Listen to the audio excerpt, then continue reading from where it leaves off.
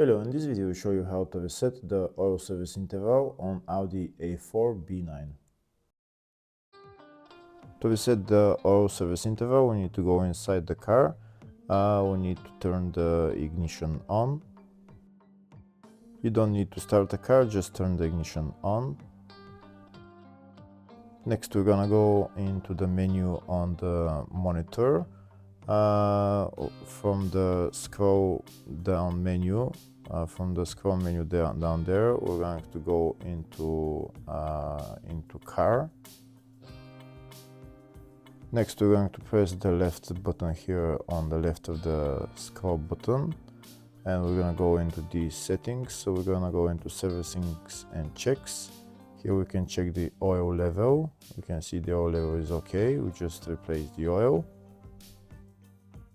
Next we're gonna go up and press the back button, which is down there. Next we're gonna go to service interval, scroll to service interval, and we press OK. Then reset oil change interval, press OK again, and then press yes, and that's the oil change service interval reset. Hopefully the video was helpful. Please like and comment on the video and subscribe to the channel. Thank you.